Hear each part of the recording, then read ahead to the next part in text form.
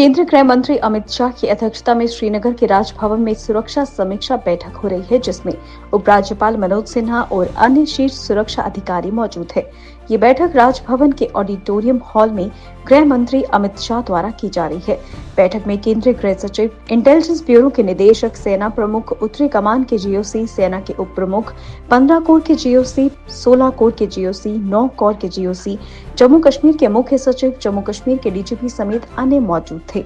रिपोर्टों के अनुसार गृह मंत्री ने उपराज्यपाल और अन्य शीर्ष सुरक्षा अधिकारियों के साथ कश्मीर संभाग में सुरक्षा परिदृश्य, कानून व्यवस्था की स्थिति और अन्य सुरक्षा संबंधी पहलुओं की समीक्षा की। केंद्रीय गृह मंत्री अमित शाह ने घोषणा की कि Jammu Kashmir Islamic political party, Jammu और कश्मीर मुस्लिम डेमोक्रेटिक लीग और कश्मीर फ्रीडम फ्रंट ने अलगाववादी संगठन हुर्रियत कॉन्फ्रेंस से खुद को अलग कर लिया है। उन्होंने कहा कि ये कदम संविधान में लोगों के भरोसे को दर्शाता है। ये घोषणा शाह के जम्मू और कश्मीर के 3 दिवसीय दौरे के बीच में की गई। उन्होंने एक्स पर लिखा, Jammu Kashmir Islamic political party, Jammu और कश्मीर मुस्लिम डेमोक्रेटिक लीग और कश्मीर फ्रीडम फ्रंट जैसे 3 और संगठनों ने हुर्रियत से खुद को अलग कर लिया है। ये घाटी के लोगों के भारत के संविधान में भरोसे का एक प्रमुख प्रदर्शन है।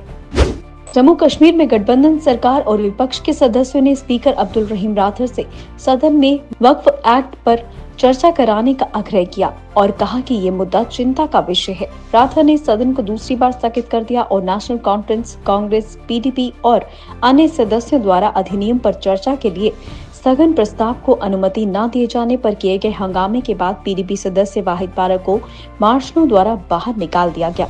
जब सदस्यों ने चर्चा के लिए जोर दिया तो स्पीकर ने कहा, प्रस्ताव को अनुमति नहीं दी जानी चाहिए क्योंकि ये न्यायालय में विचाराधीन है।